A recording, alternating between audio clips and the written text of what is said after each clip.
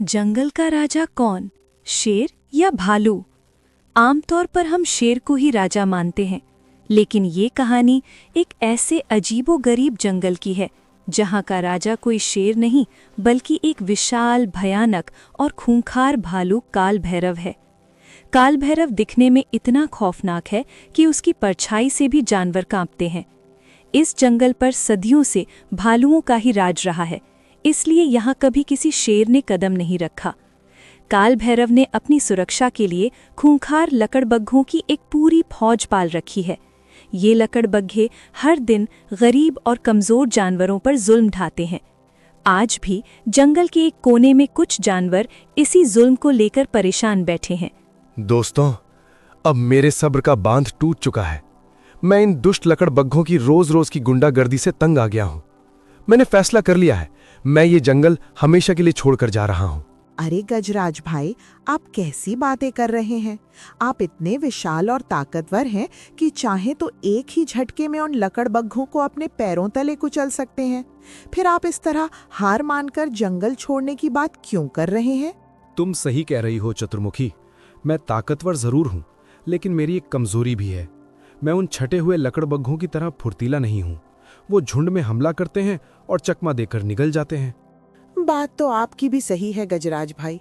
मैं भी उनकी धमकियों से आजिज आ चुकी हूँ। मेरा भी इस जंगल में दम घुटने लगा है। काश हमारे इस अभागे जंगल का राजा भी पास वाले जंगल के राजा महाराज प्रतापी जैसा कोई शेर होता, तो वो हमें इन खूंखार लकड़बग्घों और उस क्रूर भालू से जरूर बचा लेता। तभी आसमान से उड़ता हुआ गरुड़ नाम का चील उनके पास आकर पेड़ की डाल पर बैठता है। अरे भाइयों, क्या पंचायत चल रही है? सबके चेहरे इतने लटके हुए क्यों हैं? वही पुरानी मुसीबत गरुड़ भाई, लकड़बग्घों की दादागिरी। अब तो लगता है कि इस जंगल में हमारा कोई भविष्य नहीं है। अब तो बस ऊपर वाला ही कोई चमत्कार कर सकता है। हे भगवान, किसी ताकतवर शेर को हमारी मदद के लिए इस जंगल में भेज दे तो हम सब बच जाएंगे। मानो लोमड़े की पुकार सीधे भगवान के कानों तक पहुंच गई हो।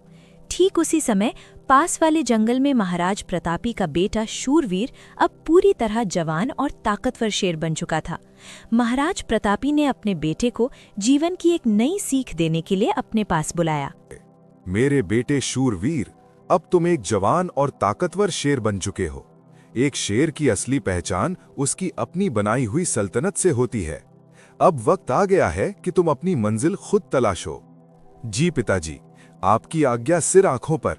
मैं आपकी उम्मीदों पर जरूर खरा उतरूंगा। तो जाओ बेटे, अपने पराक्रम से दुनिया मुट्ठी में कर लो। यहाँ से पश्चिम दिशा की ओर एक घना जंगल है। तुम्हें वहां जाकर अपना नया साम्राज्य स्थापित करना होगा। मेरा आशीर्वाद तुम्हारे साथ है।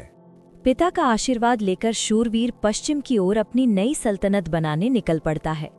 कई घंटों के लंबे सफर के बाद वो काल भैरव भालू के जंगल की सीमा में प्रवेश करता है।